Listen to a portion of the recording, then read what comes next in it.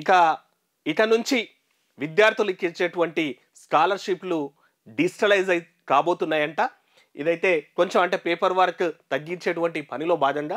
రెండోది ఏంటంటే ఈ మాన్యువల్ ప్రాసెస్లో కొన్నిసార్లు అవకతవకలు వచ్చేటువంటి అవకాశాలు ఉంటాయి. ఈ డిజిటలైజేషన్ చేసేందుకు అయితే కేంద్రం పెట్టినటువంటి ప్రతిపాదనకు ఇక రాష్ట్రం కూడా అంగీకరించిందంట. ఈ నేపథ్యంలోనే ఎస్సీ విద్యార్థుల వ్యక్తిగత ఖాతాల్లో ఈ ఏదైతే మన స్కాలర్షిప్స్ ఉంటాయో అవి జమ చేయనున్నారంట. దాదాపు దానికి ఏం చేస్తారంటే విద్యార్థులు ఏం చేయాలంటే ఈ పాస్ వెబ్సైట్లో ప్రాథమిక దరఖాస్తును ఎంపిక చేసుకొని మీ సేవ కేంద్రంలో ఆధార్ ధృవీకరణ చేయాలి. అనంతరం ఆన్లైన్లోనే దరఖాస్తు చేయాలి. ఫస్ట్ ఈ పాస్ వెబ్సైట్లోకి వెళ్ళి ప్రాథమికంగా ఆ దరఖాస్తును ఎంపిక చేసుకొని మీ సేవలో ఆధార్ ధృవీకరణ చేసుకోవాలంట. ఆ తర్వాత ఆన్లైన్లోనే అప్లై చేసుకోవాలి. దరఖాస్తు పూర్తి చేసిన వెంటనే నువ్వు పలానా కాలేజీలో చదువుతుంటావు కదా, ఆ కాలేజ్ సంబంధించినటువంటి లాగిన్కి నీ డీటెయిల్స్ పోతాయి.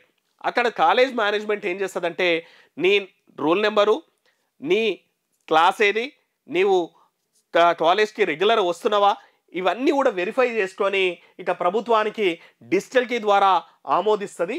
ఆ తర్వాత స్థాయిలో దరఖాస్తులు ఆన్లైన్లోనే ఆ శాఖకు సంబంధించినటువంటి వెల్ఫేర్ ఆఫీసర్కి పోతాయి. జిల్లా సంక్షేమాధికారి డిజిటల్ కీతో ఆమోదించాక రాష్ట్ర కార్యాలయానికి అందుతాయి. రాష్ట్ర ప్రభుత్వం ఆయా దరఖాస్తులను కేంద్ర ప్రభుత్వానికి పంపించి తన వాటా 40% నీళ్లను సింగిల్ నోడల్ ఏజెన్సీ ప్రత్యేక ఖాతాలో జమ చేస్తుంది. దాన్ని పరిశీలించినటువంటి సెంట్రల్ గవర్నమెంట్ ఆ సంబంధిత శాఖ కమిషన్ అనేటువంటిది విద్యార్థుల ఖాతాలోనే డైరెక్ట్గా అకౌంట్లలోనే ఇక అమౌంట్ అయితే స్కాలర్షిప్లను అయితే జమ చేయనుందంట. ఇదైతే కొంచెం డిజిటలైజ్ ప్రాసెస్ అనేటువంటిది కొన్ని రోజులైనటువంటి ఇబ్బంది ఉంటుంది, కానీ కొన్ని అవకతవకలు అక్రమాలను నిరోధించడానికైతే యూజ్ అవుతుంది. ఆ నేపథ్యంలోనే ఇక సెంట్రల్ గవర్నమెంట్ చెప్పినటువంటి ప్రతిపాదనకి రాష్ట్ర ప్రభుత్వం కూడా ఆమోద ముద్ర తెలిపిందంట. రాష్ట్ర ప్రభుత్వం ఇవన్నీ ప్రాసెస్ అయిపోయిన తర్వాత ఇక రాష్ట్ర ప్రభుత్వం ఇవ్వాల్సినటువంటి 40% నిధుల్ని సింగిల్ విండో సిస్టమ్లా ఇక్కడ ఇచ్చేస్తే అది సెంట్రల్ గవర్నమెంట్ ఆ మొత్తం అమౌంట్ను కూడా విద్యార్థి ఖాతాలో వేస్తుందంట.